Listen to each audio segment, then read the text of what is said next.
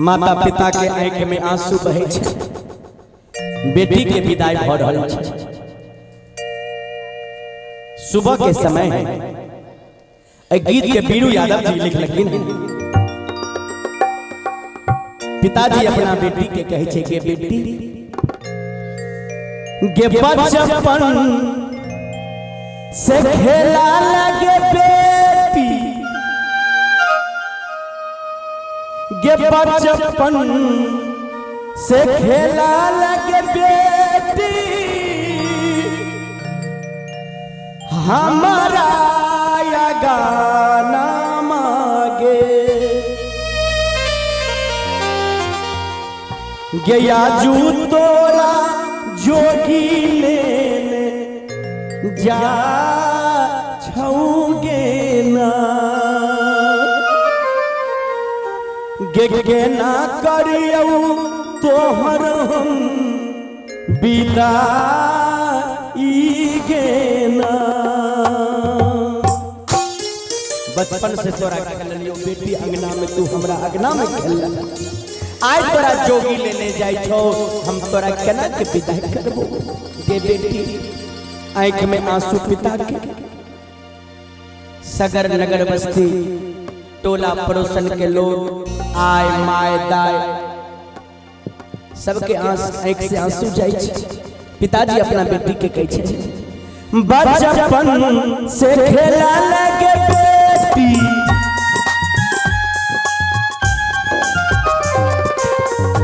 बचपन से खेला लगे बेटी, हमरो आगाना मांगे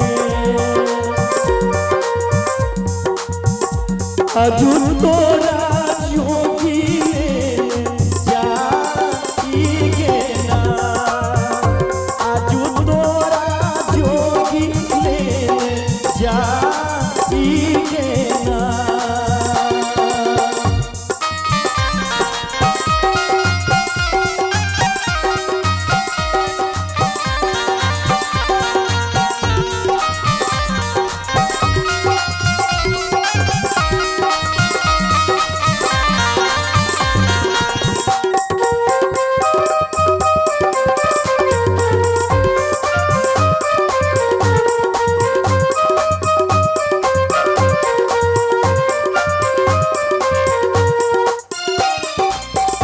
श्री राम सेवक राय लदौरा डी उनके पोते जीराजीत कुमार की तरफ से 101 रुपया के पुरस्कार, बहुत बहुत धन्यवाद।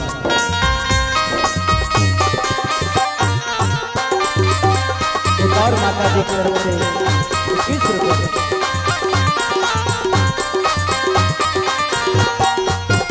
बचपन से खेला लगे बेटी, बचपन से खेला लगे बेटी, हमारा या गाना मांगे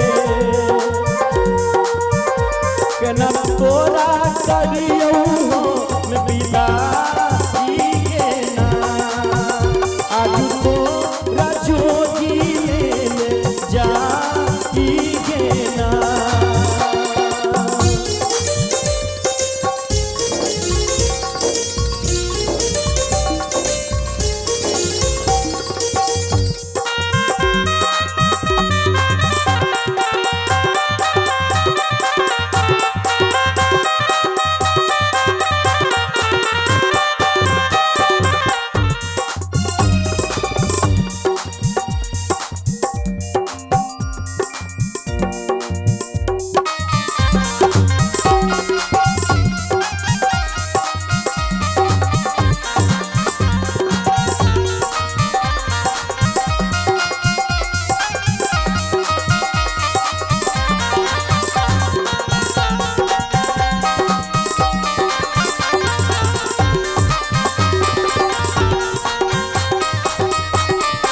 हेलो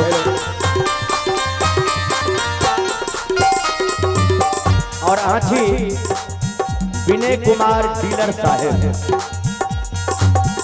साहेब जी के तरफ से 101 रुपया के पुरस्कार, बहुत बहुत धन्यवाद।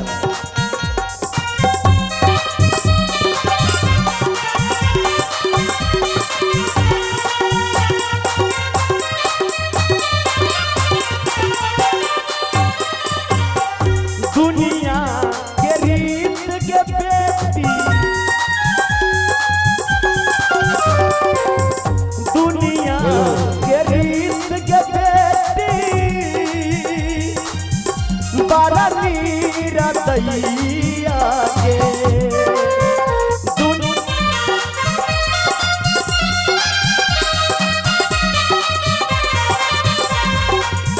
हे दुनिया के रीत के बेटी मरनी दैया के सोची सोची हाथै छै करे सोची सोची हाथै छै करे जागे ना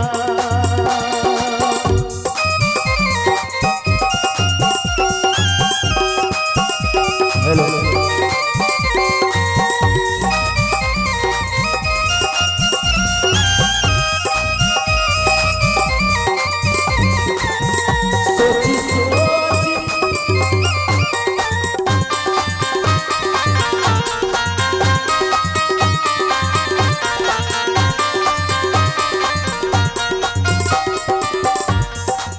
और आप हैं विनीत कुमार पिता गणेश कुमार यादव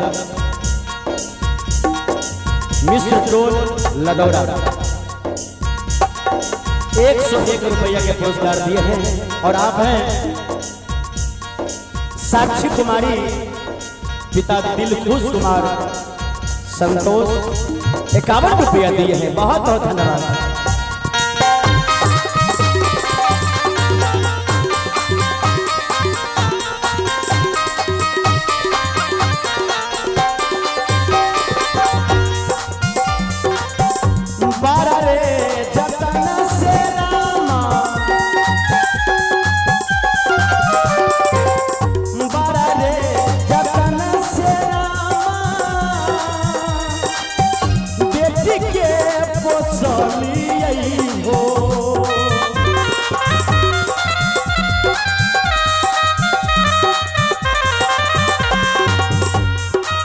हेलो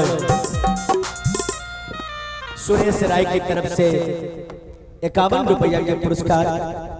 देखियो बीरू यादव जी लिखे छथिन जे बारा रे जतन से रामा बेटी के पोसली हो से हो बेटी आजू छोड़ने जाई हो की नाम छी बाबू की कहलिए आ मम्मी के मम्मी के फूल कुमारी मम्मी छोड़े तो तोहर ये तो छबो करो। चल बउआ की तरफ से शानदार पुरस्कार 51 रुपया के। गोवर्धन गिरिधारी यशोधानंद कुमार बीच सभा में प्रभु जी राखो लाज हमार।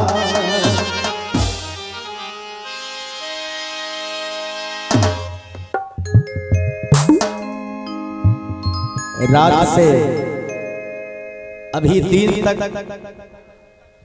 जो भी कार्यक्रम यहाँ की हो रही है YouTube के माध्यम से आप लोग देख सकते हैं। Shambhu Yadav official YouTube channel, अगर YouTube पर जाकर बोलेंगे या सर्च करेंगे Shambhu Yadav official YouTube channel, तो यहाँ की कार्यक्रम लदौरा गांव के प्रोग्राम आप देख सकते हैं। इस पंडाल के अंदर जो भी कार्यक्रम है आप देख सकते हैं। अभी जो हमारे कैमरामैन लगा हुआ है डीजे बालकृष्ण इंटरटेनमेंट, मैथिली भक्ति सागर और मैथिली दमन, ये चैनल है। इस पर मेरा गाना आप सुन सकते हैं। हमारी माई इधर एक माता का फरमाइश आया था ये शंभू जी एक सीता माता का विदाई गीत गाइए। सीता माता की विदाई गीत, वैसे तो विदाई गीत एक बिटाई बेटी विदाई की गीत अभी अभी 10 रोज हुआ है, बहुत वायरल हुआ हमारे आवाज में।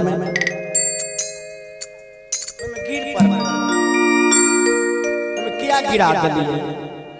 चल हाँ ठीक, दान पेटी में चले गए। जय बेसियो। हाँ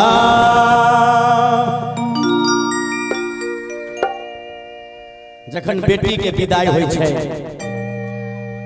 त माता पिता के आंख से आंसू बहे छै।